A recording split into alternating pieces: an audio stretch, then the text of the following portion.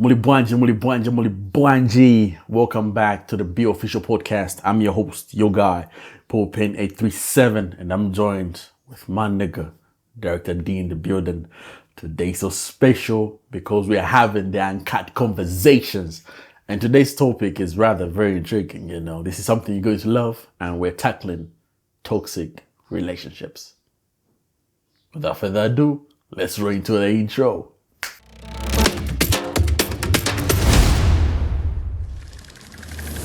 Director D, Yes. what role does childhood upbringing play in influencing adult behavior, particularly in the context of unhealthy relationships? Childhood behavior,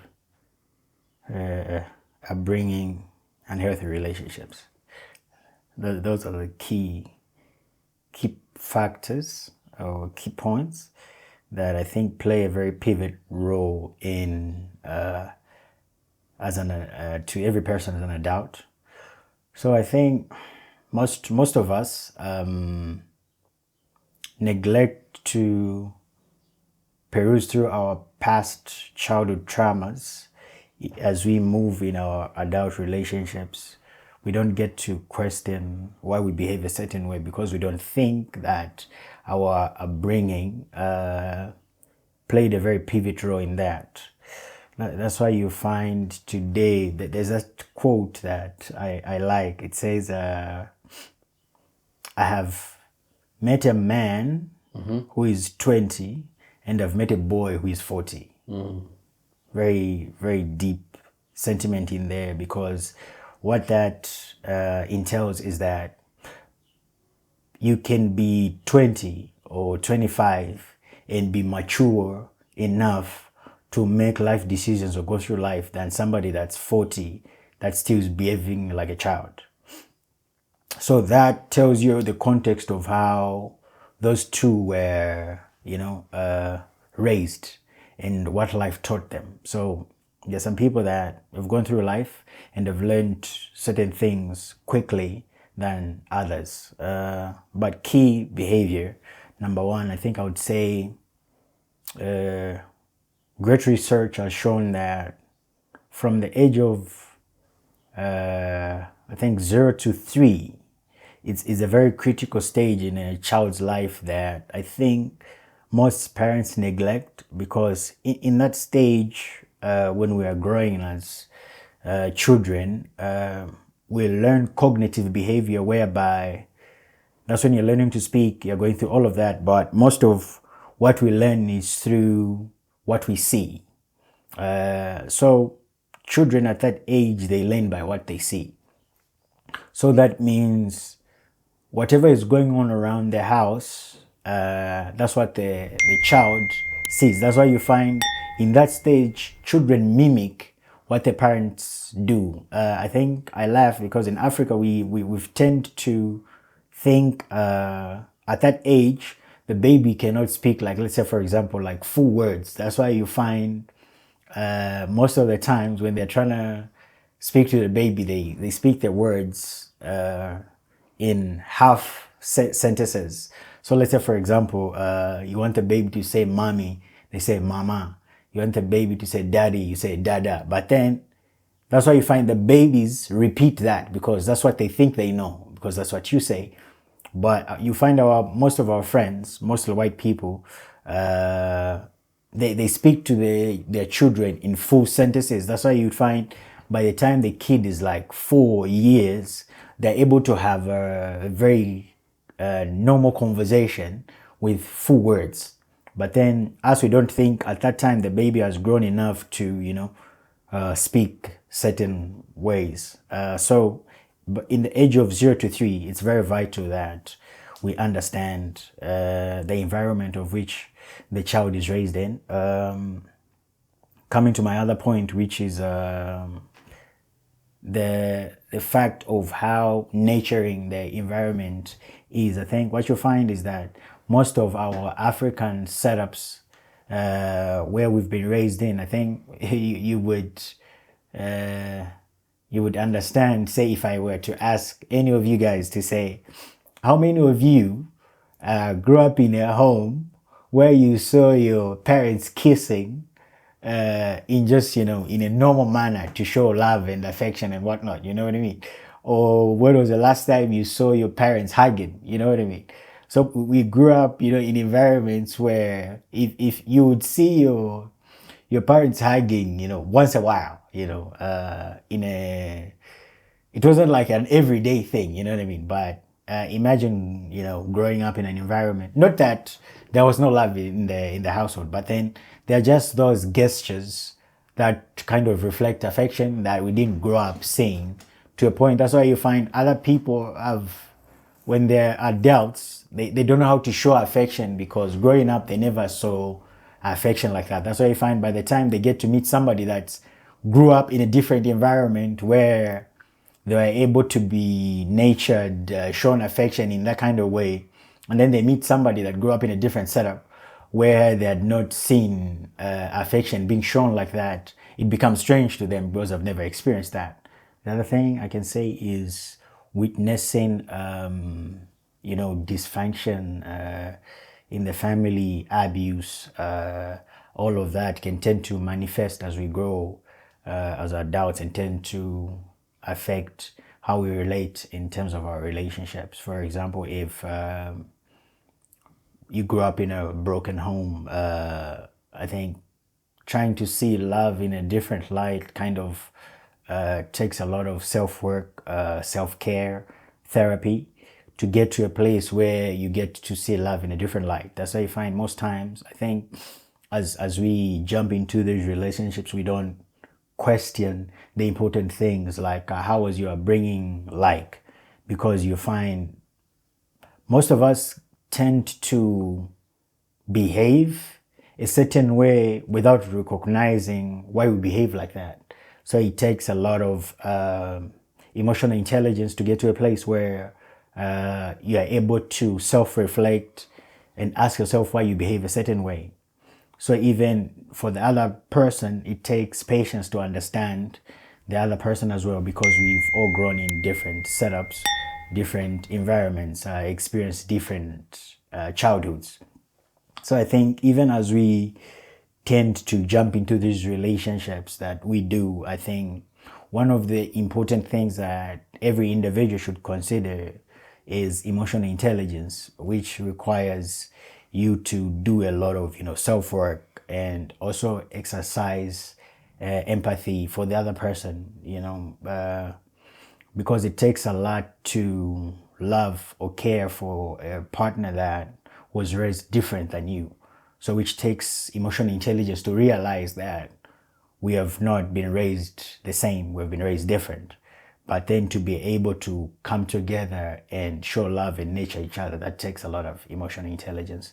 So I think it's important to recognize how pivot our childhood upbringings are in how we turn out in our adulthood and how we relate to other people, not only in relationships as friends, but also in relationships as partners with our loved ones. So all of that tends to show how unhealthy some of our bringings are, but then it's a choice to want to learn and be better, to turn the unhealthy habits that we experience, the traumas, the dysfunctionality, the neglect, which in turn leads most of us to have, low self-esteem, anxiety issues, lack of confidence, all of those. I can mention a lot.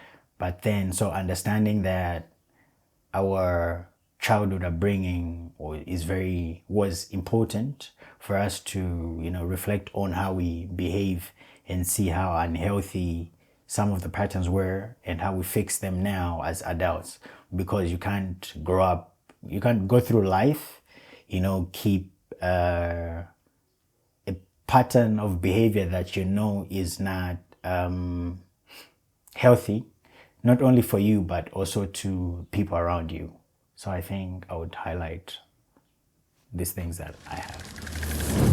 So, Mr. Superstar. Yes, sir. How do experiences of deprivation and abuse during childhood impact one's ability to recognize and leave toxic relationships as an adult? That's a very good question. And I think I'll put like rather two or three case scenarios. And since we're talking about childhood, meaning we are going back to the root, right? And this is where everything happens. If the roots are rotten, meaning the tree won't grow healthy, So I'll talk about three case scenarios, right? Imagine a child who was wrongly touched by his or her relatives or neighbors. In such a case, it's very hard, especially, we have all heard stories and watched movies where a child has been abused by the relatives, or a child has been abused by the neighbors, by, in fact, the people who are even close to the child. Some even worst case scenarios where even the parents are the ones who are doing that, and when the child comes out and tells somebody who's close to them, it's always like, hush, don't tell anybody. That's always how you say, And imagine growing up in such an environment. That child is deprived of the state to be in a place where they can stand up for themselves or speak against ill malices that go around them.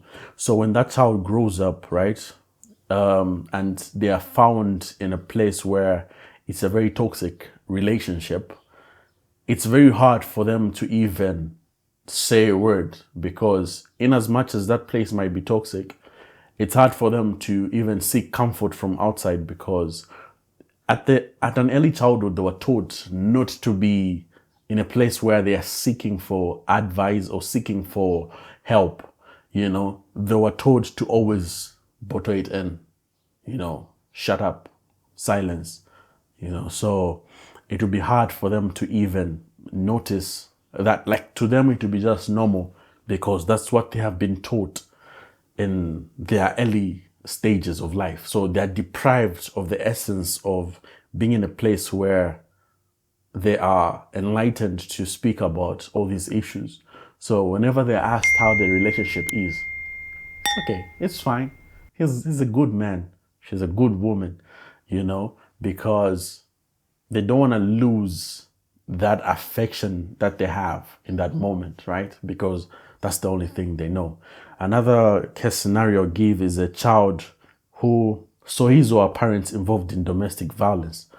Oh man, this one is rather deep, because this is something that I've also experienced and I've seen.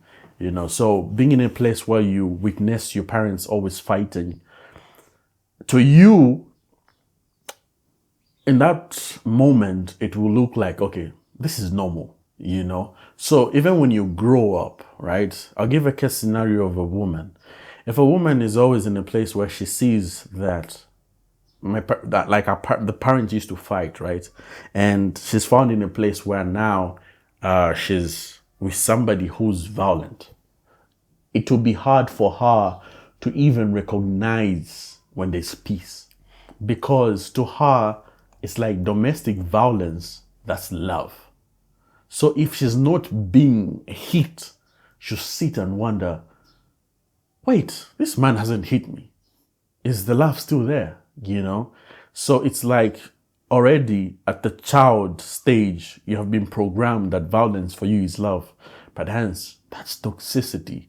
That's a disease, that has eaten up your childhood furs, hence destroying your adulthood, So these are things that deprive everything from the angle of seeing things as they are. If it's red, it's red. If it's green, it's green.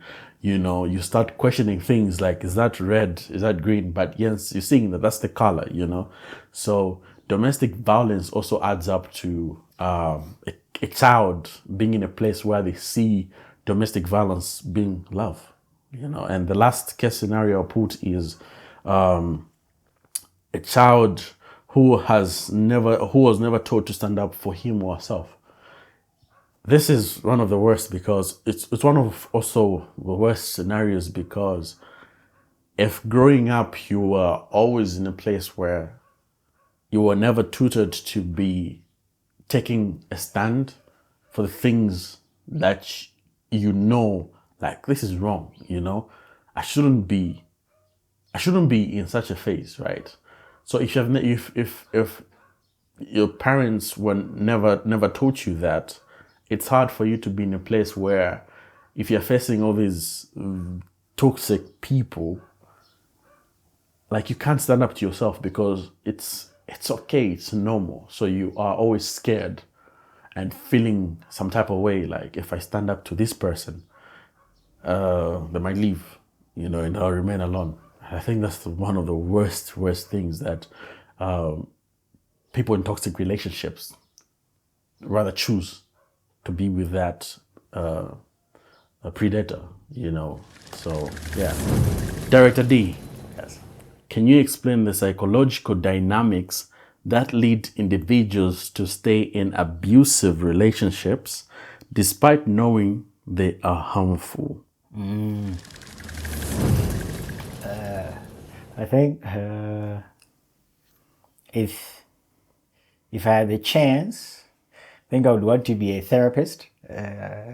That means I would have to study psychology because the human mind always intrigues me and how we behave, our behavior pattern, because that baffles my mind to know, like, why do people behave a certain way even when they know, like, I'm supposed to do this, because even I myself still fight with that till today, whereby you know what you're supposed to do, but you don't do it, and then tell yourself you're gonna do it. That kind of thinking is what gets me intrigued. But coming to your question, I think the first thing I would address is what psychologists call trauma bonding. So trauma bonding is where two people get to bond over a familiarity of traumas that they've both experienced. Why trauma bonding? I think many other times we don't question why we jump into relationships. For example, before you get to date whoever you want to date, I think first of all, find the time to self-date yourself. Know that you're fully in a place where you understand yourself. You know that you're not in a place where you're just looking for a void for somebody to fill, because that's what most of us do. We date because you feel lonely, you're in a phase of loneliness, and then you want to just jump into a relationship, which in turn, realizing that when you get to a place where you're no longer lonely, and then you realize that the person that you're with is not the person you wanted to be with, but then because you're in a lonely phase, you get to do that. But then, so it's asking yourself, why am I jumping into this relationship? So because many other times when you're in your trauma phase, we oftenly relate to familiarity. So if you come from a broken family, it means you don't understand fully what love, affection looks like. So you tend to draw yourself to something that's similar. So you find somebody else that's going through the same thing. That's why you find often at the times that when we heal, we find it hard to be with the people that we chose because we are in different spaces then. So that's what they call trauma bonding. The other thing is low self-esteem. I think we need to find the confidence to love ourselves, because I think self-love is important.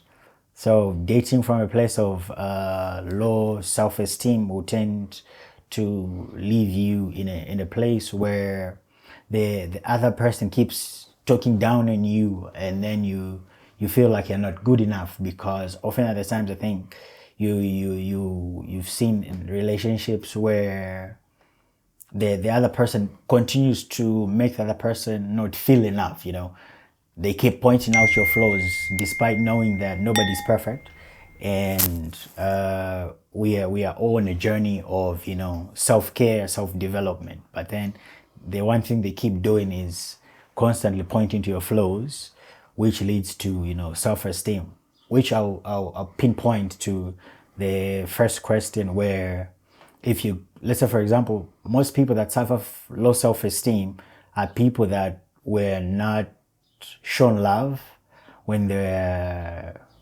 children. So you find mostly parents isolated them, so they feel they need to be drawn to somebody that shows them a little love, so which gets them stuck in that place. So the other thing I'll talk about is isolation. This kind of behavior pattern is where mostly one of the individuals tends to isolate the partner from those they care about, to a point that they get you to a place where if there's something wrong with you, you have no community that you can talk to or address to. That's why you find mostly you find women that they're dating a partner that their boyfriend does not want them to talk to their friends, because they know that once something is wrong and then she gets to a community, then it's all downhill from there. So they tend to isolate them from their friends, family, relatives, and whatnot, to a point where now they're just isolated. It's us, the two of you, of which a normal love dynamic is not supposed to be like that. You tend to feel more like of a victim in the relationship, instead of a community of love, trust, and togetherness. I think the other thing I would address is fear, where love is kind. I think we get that from the Bible. Love is kind, gentle, loving, all of those things. One thing that the Bible does not highlight is love being fear, But then when you are in a place of where you fear your partner more than you love them, that should already tell you that something is wrong, You're scared when they come home. You're scared if you speak your mind, then something will go wrong. So many of the times we tend to be victims in these relationships that we jump into, that of which we are not paying attention to all of these psychological behavior patterns. So please take time and learn all of this. The other one is gaslighting. I think where they tend to gaslight everything that you say, twist it to their own advantage, always making themselves as a victim. I think that's why I always say a conversation of you speaking to your partner about how you feel should not turn into an argument. You know what I mean? Whereby you're telling them how you feel, and then all of a sudden it's turned into an argument. So how does a conversation of me expressing what I think turn into us arguing? So they always tend to gaslight everything. And lastly, I'll talk about financial dependency, where it's funny how society today is saddening me, because it's like the one who makes the most money in the relationships has the control, That's why you see that it's sad that today ladies are throwing away love over money, which is not supposed to be the case. It's just supposed to, you have to find the thin lining to find the balance between the two, where I think, again, comes back to emotional intelligence, knowing that despite this person does not make as much as I do, but that does not give me the power to treat them however I want. So it's sad that today you see young ladies being treated harshly, all because the mandem makes more money, and then they think they can throw them left, right, and center. So it's the ladies finding their self-worth, realizing that I deserve better. It also goes both ways, because I've also seen where guys are being treated harshly. So it's a thing that goes both ways. So understanding all of these psychological patterns that I think I've highlighted is very keen, important to notice. Yeah. Cool. Yes, sir. I got another question for you. All right. It reads, what are some common misconceptions or rationalizations that people in toxic relationships use to justify staying? So some misconceptions, right? Let's say the from the case scenarios I said, right? Imagine a child who has been deprived of love, right? Even a slight touch of compassion and love will melt his or her heart because they have been deprived of that love from their childhood, right? So in this case scenario, it's like since at an early age, this person was deprived of the love from the people around them. So any person who shows just a little bit of compassion, that is something that will overtake them. And to them, that's love, and they'll be in a place where they're like, I can't move because this is the only person who has loved me for who I am. Nah, it's because you don't know what real love feels like. So for you in that moment, it's like, this is love. And whatever that person is going to do to you, it's like they can get away with anything because to you, that's the only love that you have sent. So a slight bit of love and compassion to you will feel like a fresh of breath air, a fresh of new air, because this is something that you have never seen before. And you'll find they're prone to sit and be in a place where like, I can't leave. He or she knows me well, And imagine the child who has been, who has grown up in a deprived state of childhood while they're seeing domestic violence, right? It still stands to be the same because no matter how much they're beaten in a relationship, and this is one thing that just baffles each and every person, right? Even myself, because you find they're beaten, treated harshly and badly, and they'll even come to complain to you, like complain so badly. And then in that moment, you give your best advice. You'll be on your Miles Monroe states, go so deep. And just in a few days, they're back with the same perpetrator, So until you recognize the root cause of what your problem is, that's the only way you're going to tackle what your adulthood is bringing up to you, because those things are things that have deprived you of you seeing clearly into what is truly yours and what is truly meant to be, So you'd find other people, they don't want to be in a state where they don't want to be single because, again, it's like they can't live with themselves. Looking yourself in the mirror feels so heavy because you know that you're guilty and you know that I really need to love me. A lot of people in these relationships don't love themselves. That's why you are finding they settle for anything that comes their way because they can't live with the fact of, like, if somebody doesn't show them love, then for them, they feel like the world has ended. I was once in that place where I felt like you'll never find anybody, who's going to love you for who you are.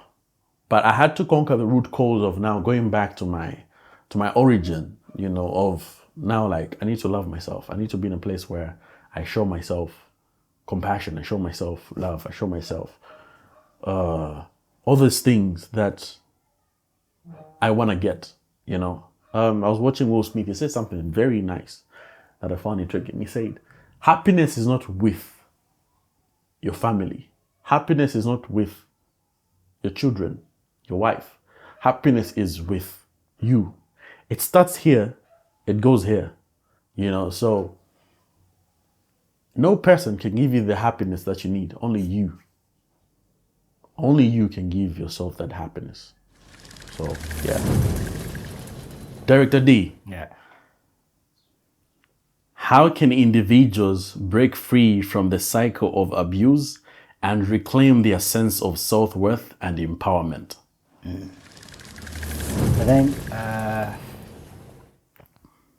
it's very cardinal for us to recognize that the process of recovery takes courage, time, and above all support. So I think the first step to take to that would be recognizing the abuse, because first of all you need to acknowledge and accept what is true, because that's when healing starts. So accepting and recognizing the abuse, because often at the times you find that the abusers are very sweet with words, and they'll always get you to a place where they make you feel they've changed, and then yet the pattern continues to repeat itself. So recognizing the abuse is very important. Secondly, I think build a support network, finds friends, family, somebody that you can actually talk to when something is wrong. Build you a network of people that can help you get out of that situation. As I say, it's often takes courage to do that. So find you a support system, a network of people that can help you get out of that place, because alone you definitely cannot do it. The other one, I think I would say seeking professional help. If it's not gotten to a place of physical abuse, because abuse is not only physical abuse, it's verbal as well. There are times that we are in relationships where people utter words that can really hurt deep. I think for me, I'm a person that believes that the same mouth that can utter abusive words to me and then can't be the same mouth that turns around and says they love and care for me. I don't believe that, because even in the sense of where I'm angry at my loved one, I think it's understanding that I can release my anger in a way that I know that I can express how I feel without hurting the other person, So understanding that as well is very well in seeking professional help. I think the other one is setting boundaries. I think we're often not clear why with the boundaries, even as we go through these relationships in the jump. I think the foundation is often vague as we do these things. That's why you find as we go further, you tend to see certain things. Then you wonder, like, why did I see this? It's because in the beginning you then set a very good foundation of where you guys are going to build this thing, and then when it turns out to get to a place of abuse, and then you question because you didn't set all of these boundaries to the other person, knowing like, oh, bruh, this does not work for me. This does not work for me, So setting boundaries is one of them. And then practicing self-care is also another one, and safety planning. But I think that self-care and personal development is very important. But in summary, I would say it's not an easy process, but it takes time, courage, and above all, the support of your community. Then you can eventually get through that. Yeah. Mr. 837, what are some warning signs that someone may be in an unhealthy relationship or abusive relationship, and how can they seek help? Somebody call 911. Charlie's falling on the dance floor. No, just call on me, and I'll be there to help you. But okay. So, some warning signs that you might see, right? That you're in a toxic relationship. I think the first thing for me is where you're always apologizing even for things that you have not done. I think for me that's one thing, where the other person doesn't recognize that they're wrong. And it's in the minor things that we oversee, just the minor little details, where always the person who is always on your knees begging, always begging for love. Brother, sister, you don't even sleep. Every time you speak to this person, you don't know what's the next thing they're going to say to you. You're always on your feet. There's no time you've ever experienced real peace. You're always in a place where you're constantly afraid. I mean, is that the way love should be? I don't think so. I don't think so. Love shouldn't feel like it's war. Love shouldn't feel like you're always intimidated. So being stripped away from the power of always seeking validation from this other person is a sign that you gotta bounce. That's a red flag. The other thing is violence. Violence. That's what love. I know, there was a couple, and I think these people, I don't, but anyway, I think the the youngings can kind of know them. Christian and Blueface. Those people displayed the amount of toxicity on how a relationship is. But do you know how the most stupid thing, right, is that 80% of the people were loving that. Like, that's how a relationship should be. They could fight online. Today they'll fight, right? Beat each other up to a point whereby somebody bleeds. And tomorrow, 3 days later, you find them, they're together. And imagine a child who's watching that and they'll be like, that's normal. That's love. I should be hitting my partner. So already, abuse, fighting is a no-go. That's a red flag already. That's a really big red flag.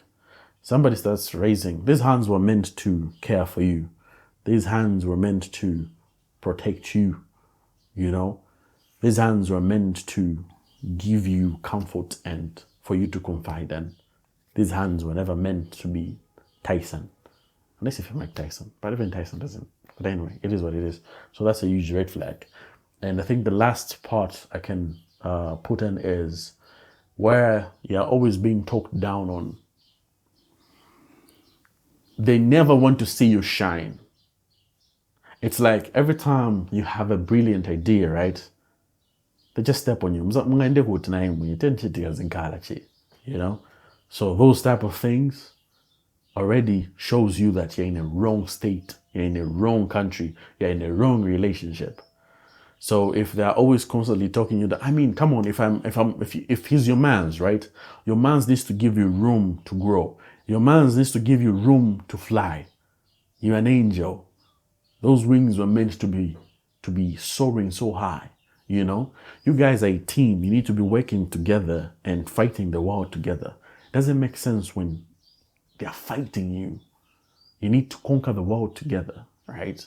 So if always this person is always talking down on you, making you feel like you are so belittled in this world, God loves you. I love you. You mean everything to me, Just like God loves you, I love you so much. So you gotta stand up for yourself and make sure that you're soaring high. So, and how can you seek help? Look for somebody who you trust. Look for somebody who's probably older. If it's not somebody who because maybe there'll be someone in your age range and all that kind of stuff. So if there isn't such a person, look for somebody who's older. Talk to them, and the other way is just end stuff. Just end stuff and make sure if this person keeps on hunting you down, report them, man. Report them. Because I feel like relationships nowadays are really at a stage where now it's really toxic. People are killing each other, man. People are killing each other. People are really at their throats, So if it's not working, walk away, depart. Never tell yourself that this person will change. A lion is always a lion, man. So always walk away, walk away. So yeah. Somebody call 911. Peace out. Thank you so much for joining us today on the Be Official podcast.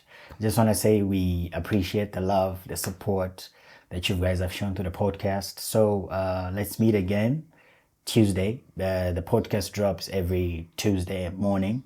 So you can subscribe on YouTube at Propane 837, TikTok, Be Official Podcast, and here on Facebook as well. Facebook, it's Propane 837. So like, comment, share. Let us know, one or two things that you learn by commenting. Give us your thoughts on all of these things that we keep talking about. So see you next week, Tuesday. Peace out.